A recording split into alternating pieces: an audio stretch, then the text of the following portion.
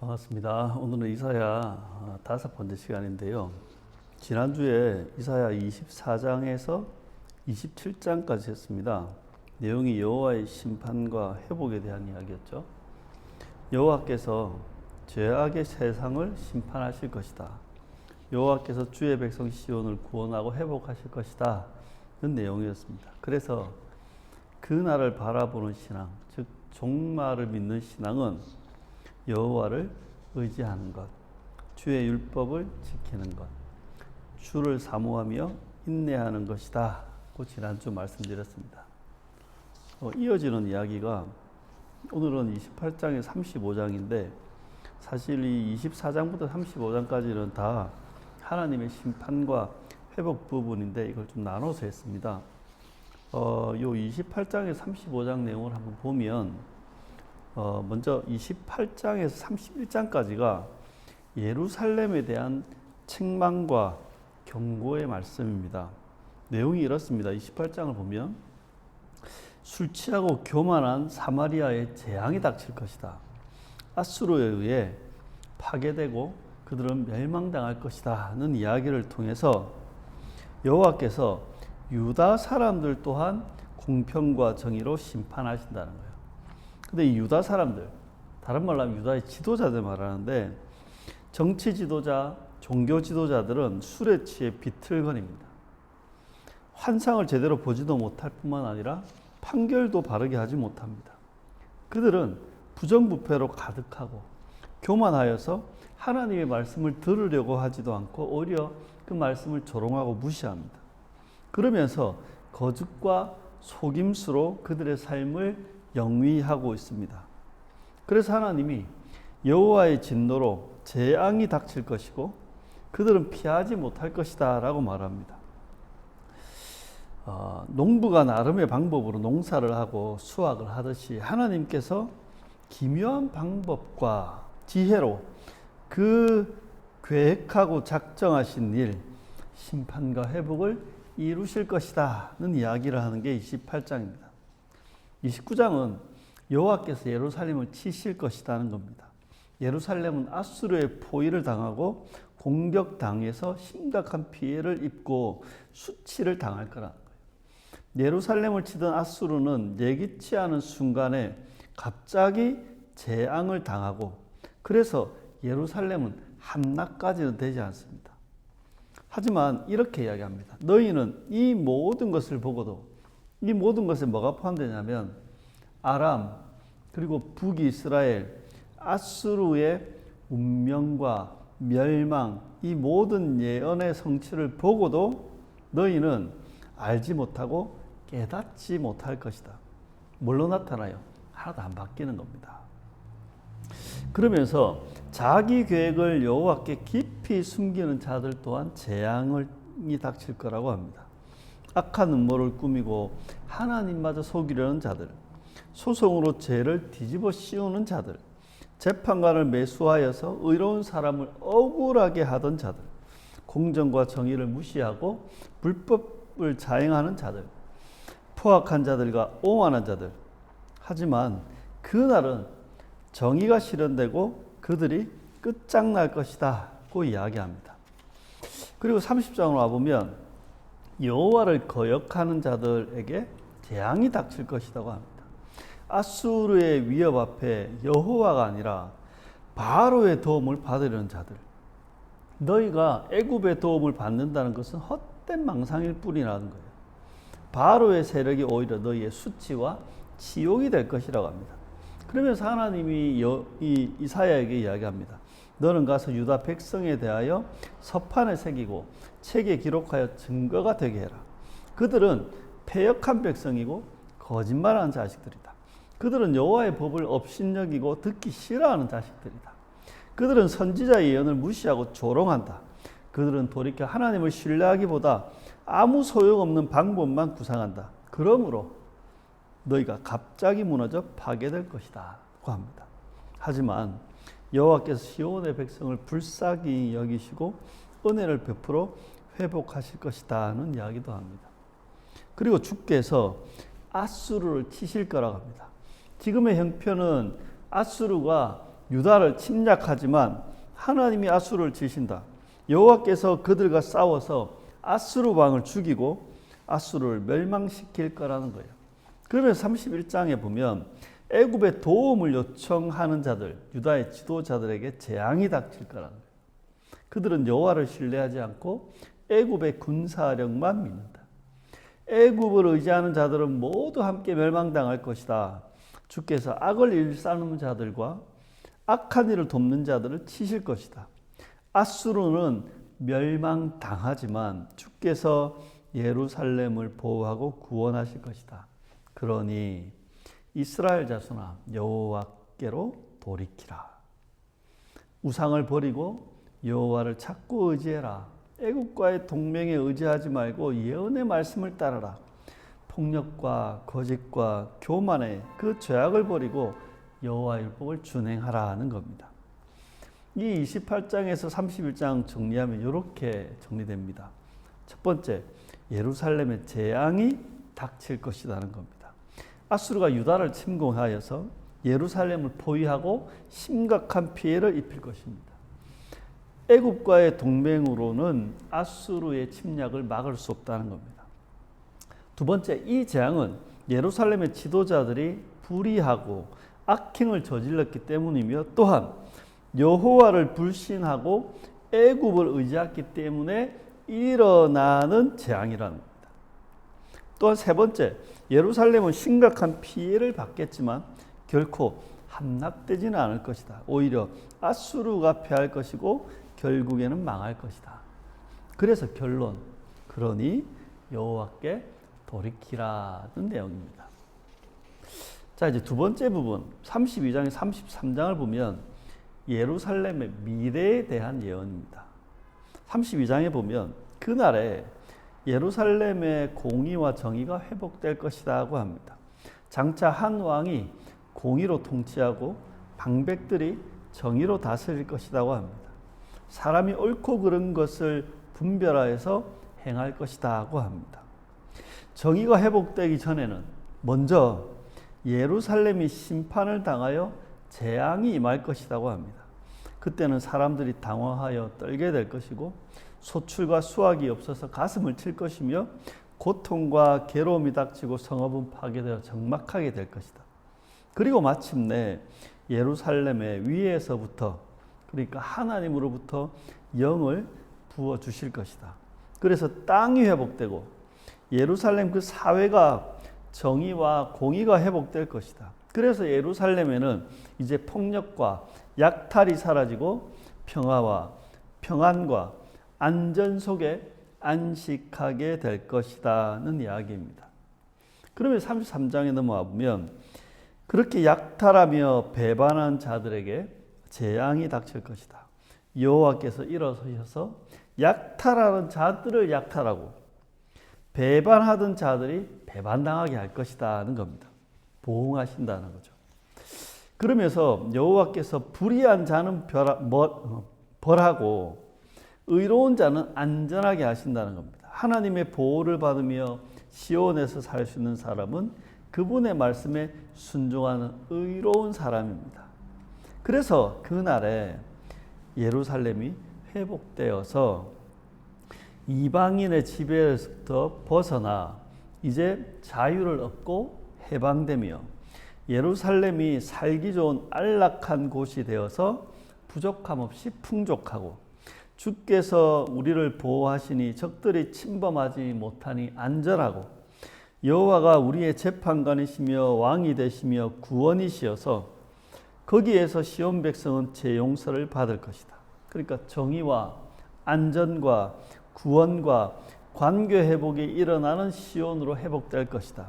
그래서 32장, 33장을 정리하면 이렇게 됩니다. 예루살렘은 다시 회복된다. 하지만 예루살렘의 정의와 안전과 구원과 관계가 회복되기 위해서는 예루살렘이 먼저 심판받은 후에 회복될 거라는 거예요. 그러니까 회복은 하나님의 징계와 정화 이후에 일어나게 될 것이다는 겁니다. 그리고 마지막 부분 34장에 35장은 에돔의 멸망, 열방의 멸망과 시온의 회복에 대해서 이야기합니다.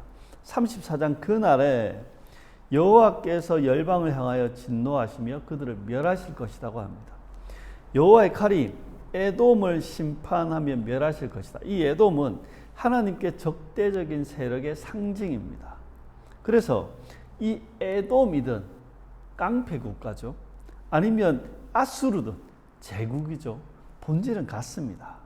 이들은 다 제국이든 이게 깡패 국가든 불의한 권력으로 사치와 향락을 즐기고 우상을 숭배하며 음행하며 살인과 폭력, 압제와 억압, 거짓과 배신을 저지르는 자들입니다. 하지만 이 열방, 이 에돔 땅은 황무지가 되어서 사람이 살지 않는 짐승의 땅이 될 것이라고 합니다. 그것은 여호와께서 대신 보복하는 것이며 억울함을 풀어주시는 것이다. 누구의 억울함을요? 하나님의 의로운 자들요. 그리고 35장의 그날에 여호와께서 시온을 구원하시고 회복하실 것이라고 합니다. 보라, 하나님이 오셔서 보복하고 갚아주시며 너희를 구원하실 것이다. 그러니 너희는 약한 손을 강하게 하며 떨리는 무릎을 굳게 하라. 그러니까 씩씩하고 담대하라는 겁니다. 겁내는 자들에게 이야기해라. 굳세라고.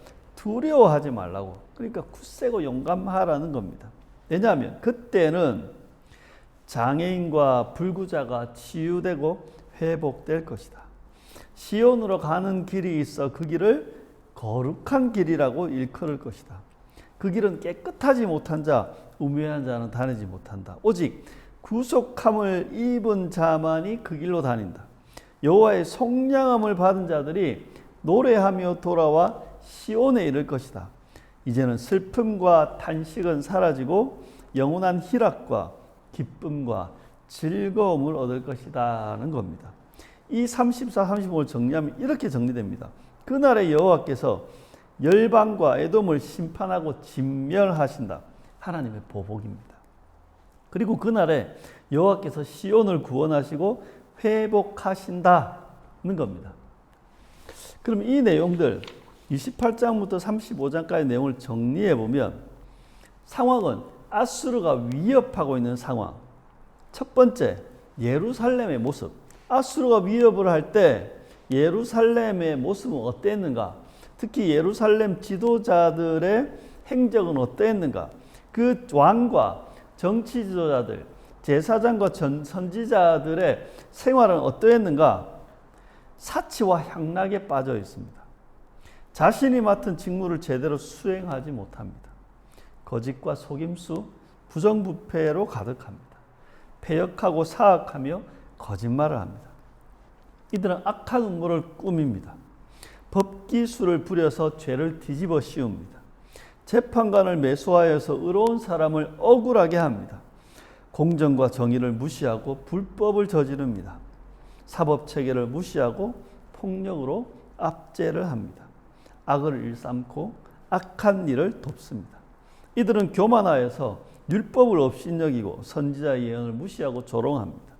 하나님의 말씀을 무시하고 자신들의 계략으로 수작을 부립니다. 그리고 그 수작질이 지혜롭다고 생각합니다.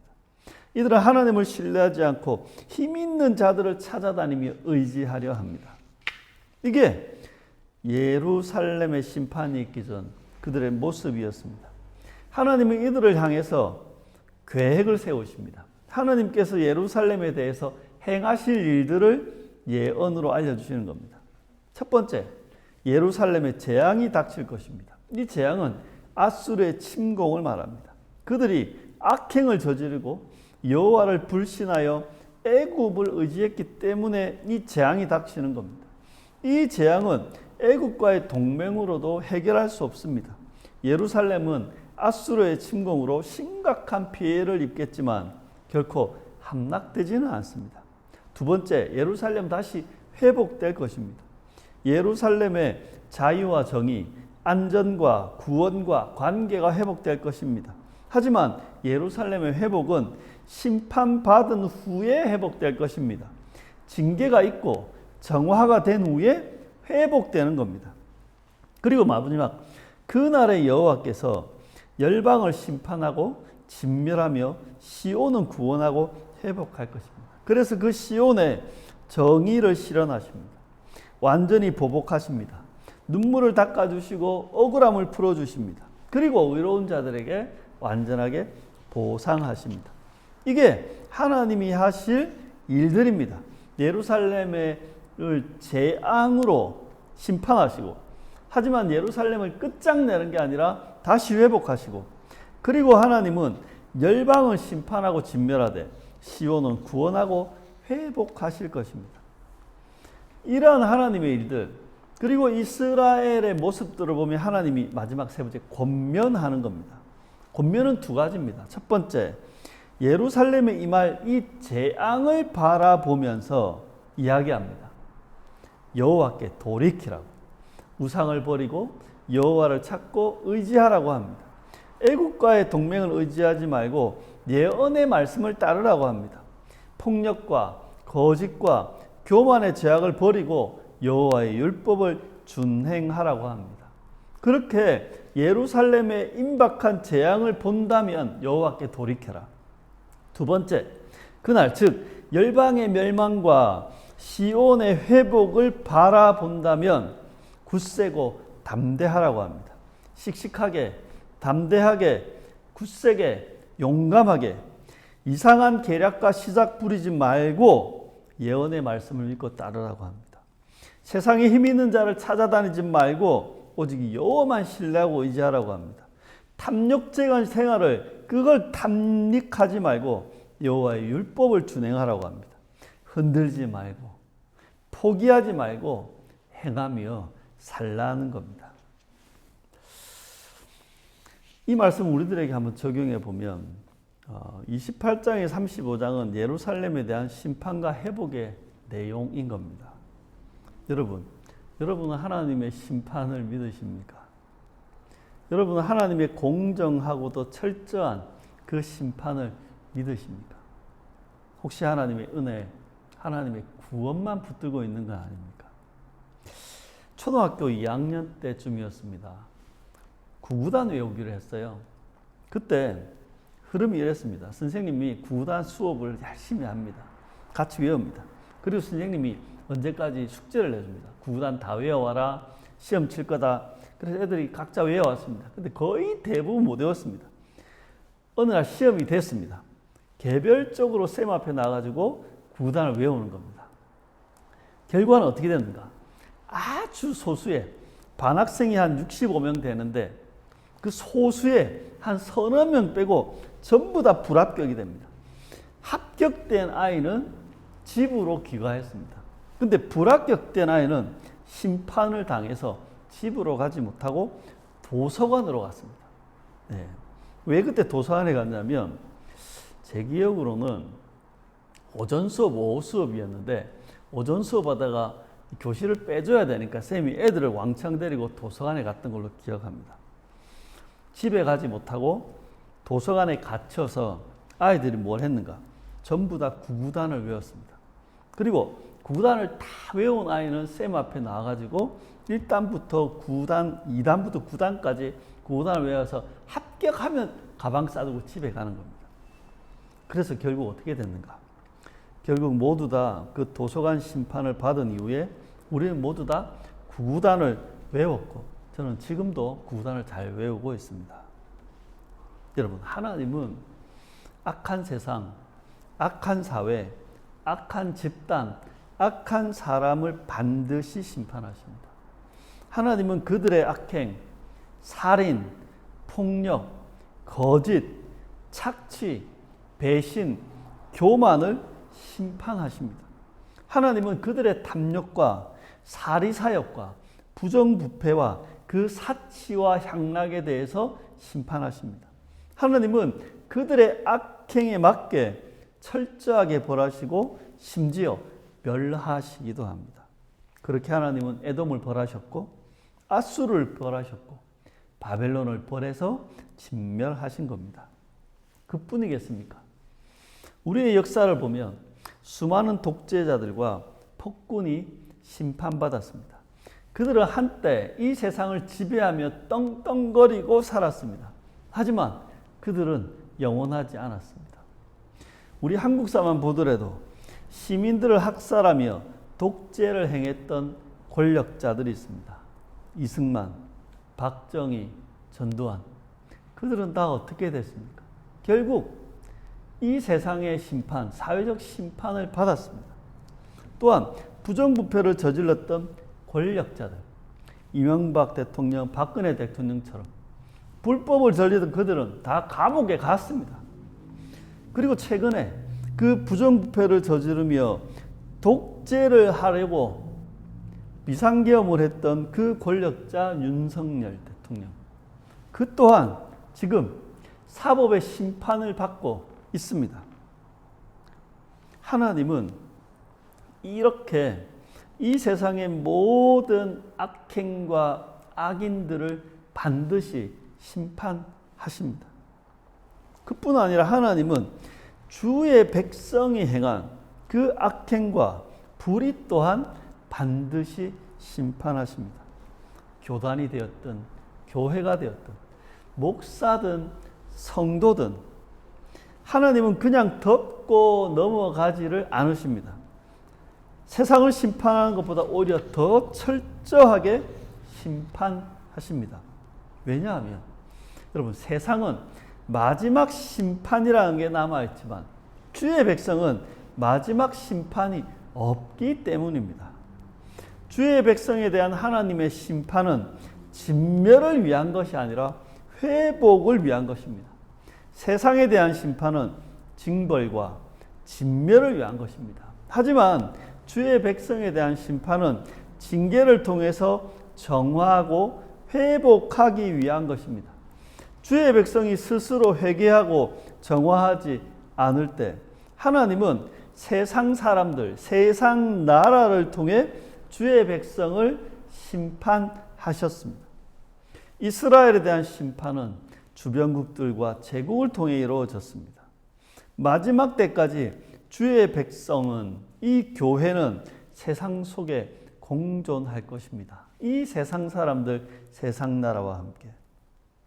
세상 속에서 교회가 시작될 때는 박해가 일어나기도 하고, 또 교회는 그 세상 속에서 그렇게 공존이 시작이 됩니다. 그러다가 교회가 부패하고 악해질 때 하나님은 세속의 권력을 통해서 교회를 벌하시고 심판하고 정화하십니다. 교회는 세속의 권력, 정부와 싸우지 않습니다. 교회가 세상을 정복해서 하나님 나라를 건설하겠다는 것은 비성경적이고 망상적인 것입니다. 우리는 이사야 예언을 통해서 경각심을 가지고 우리를 돌아보아야 합니다.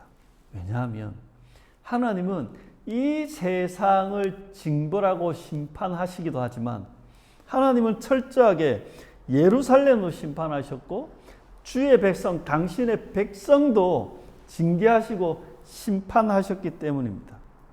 그래서 우리 시대의 교단과 교회가 어떠한지, 우리의 상태는 어떠한지, 우리는 과연 청소 정도만 하면 되는 것인지, 아니면 리모델링을 해야 하는 것인지, 아니면 완전히 갈아엎고 재건축을 해야 되는 것인지.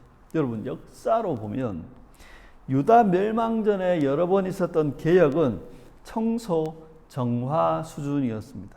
하지만 그 이후에 유다가 멸망당하고 포로로 잡혀갔던 그들이 돌아와 포로귀환 공동체를 세운 건 리모델링이었습니다.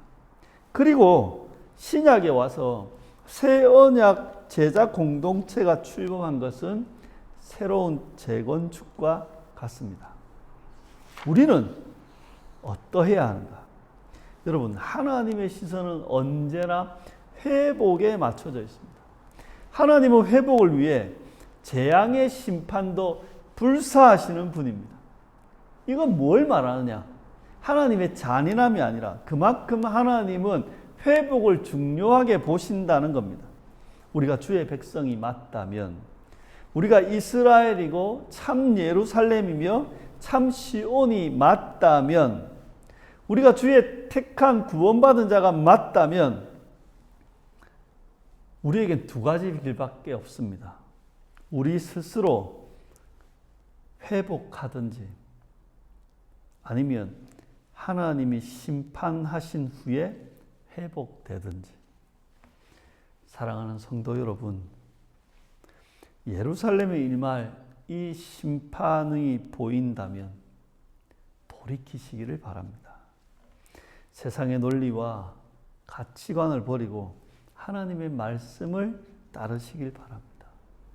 손익 계산 따지거나 잔머리 굴리지 마시고 하나님만 신뢰하고 의지하시기 바랍니다. 경쟁적이고 폭력적인 이 세상의 방법으로 성취하고 이익을 얻으려고 하지 말고 말씀대로 순종하시기 바랍니다. 또한 시온의 회복을 바라보신다면 굳세고 담대하시길 바랍니다. 씩씩하고 용감하게 세상에 힘이 있는 사람 찾지 말고 하나님만 의지하시기 바랍니다. 이상한 작전과 수작 부리지 마시고 하나님의 말씀을 믿고 따르시길 바랍니다. 탐욕과 이익을 쫓지 말고 하나님의 언약과 율법을 지키시길 바랍니다. 성도 여러분, 세상의 시류, 세상의 유행에 흔들리지 말고 굳세게 서서 나아가십시오. 어떤 어려움과 방해 속에서도 포기하지 말고 믿음으로 살아가십시오. 마음 단단히 먹고 여러분이 서 있는 그 믿음의 대로를 한 발 한 발 걸어가십시오. 시온을 회복하시는 하나님, 그 하나님이 우리 가정과 우리 교회와 우리가 살아가는 세상에 정의를 실현하시고 또한 우리의 인생과 우리의 일상 속에 회복을 이루시길 진심으로 축원하며 말씀을 맺습니다.